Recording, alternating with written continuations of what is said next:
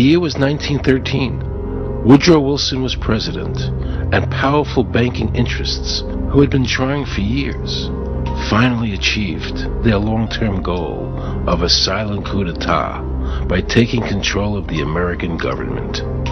The first thing they did to accomplish their takeover was convince Secretary of State Philander Knox to lie to the American people and tell them that the 16th Amendment, the Income Tax Amendment, had been legally ratified by the states when it was not. The bankers knew that this tax would ultimately end up in their pockets. Because of this fraud, the American people were led to believe there was now a tax on their labor. Congress and the President are completely aware of this fraud, and it was even cited in a recent court case.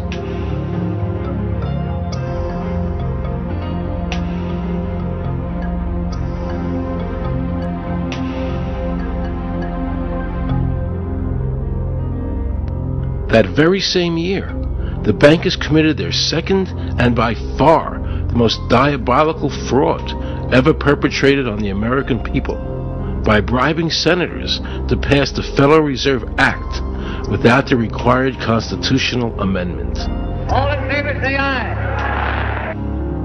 They did this during Christmas vacation, when many senators were home celebrating the holidays with their families. And that's how the unconstitutional Federal Reserve Act came into being. They were very clever, and they understood that whoever issued the money for America would control the government.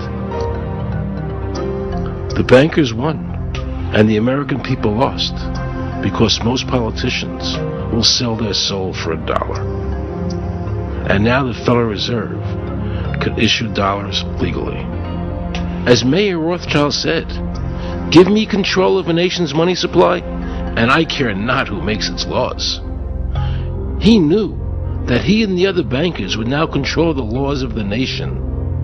Government gave these bankers one of its most important powers, and now had to borrow money from them and pay interest to finance the government. So the American people were forced to lower their standard of living and pay a graduated income tax to the government, just so the government could give these bankers more profits. President Woodrow Wilson, who signed the Federal Reserve Act into law, later said, in regret, "I am a most unhappy man. I have unwittingly ruined my country. A great industrial nation is now controlled by its system of credit. We are no longer a government by free opinion, no longer a government by conviction and the vote of the majority, but a government by the opinion and duress of a small group of dominant men." The Federal Reserve was created by Congress in 1913, and it was entrusted with the power granted originally to the Congress by the U.S. Constitution to coin money and regulate the value thereof.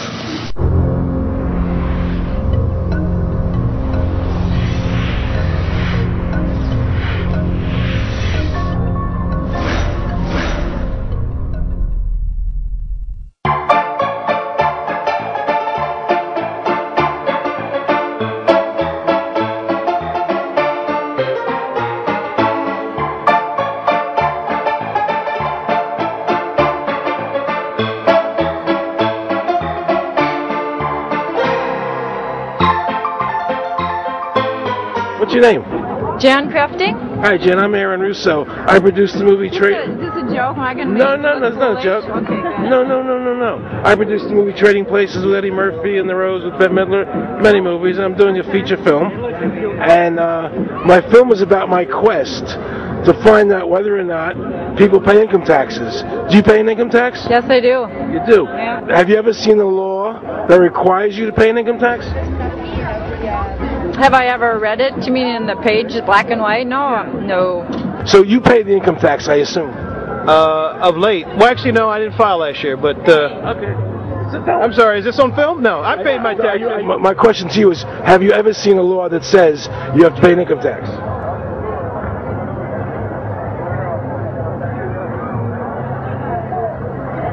The law is that guy that wears that badge and a gun. That's the one that puts you in jail. That's the law. Actually, I can't stand the IRS. They're evil.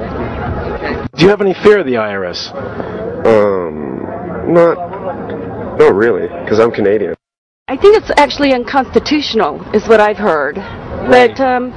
But to avoid any hassle, I pay it. If there was no law and I wasn't afraid of them coming and taking me to jail, absolutely I wouldn't pay taxes. Okay, then no, I wouldn't pay income taxes. It's a no-brainer. You wouldn't pay. I wouldn't pay it. Why would anybody? Because that's what they tell us we must do, else we're bad Americans. Would you pay it? No. Would you pay it? No. Why would you pay taxes if you don't have to? The income tax is not legal because it would be a direct tax and it is not apportioned as the Constitution demands. If it's against the Constitution, then why are we doing it?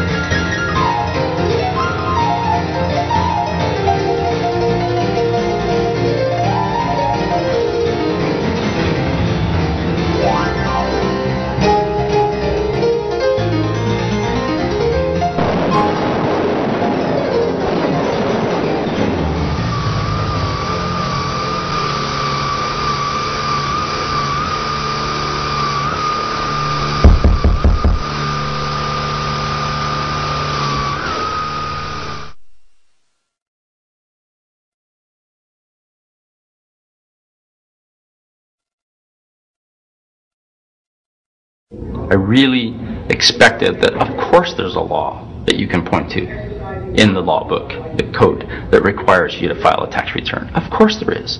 Maybe I don't know what it is right then as he was speaking to me, but sure. So naively, I agreed to go off and research it and get back to him. 3.5 months later, I was at that point where I couldn't find the statute that clearly made a person liable, at least not me and most people I know.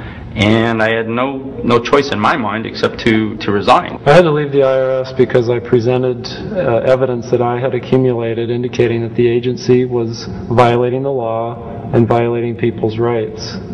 And I asked the agency for a response to my sincere concerns. And the answer I got was that they would not respond to my concerns and that they would provide me with the paperwork necessary to tender my resignation. The We the People Foundation for Constitutional Education put a full-page ad in the USA Today on July 7th, 2000. And within the body of that ad was a $50,000 challenge for anyone that could show the law. And to me, $50,000 is a lot of money. So I went after that and did the research based on the fact that I thought, let's put this baby to bed. I'm hearing all these rumors. I'm going to kill 2 birds with 1 stone. I'll answer these people's questions that are asking me, and then I'll win this $50,000. And, based on the research that I did throughout the year 2000 and that I'm still doing, I have not found that law. I've asked Congress, we've asked a lot of people in the IRS commissioners, helpers. They can't answer, because if they answer, the American people are going to know that this whole thing is a fraud.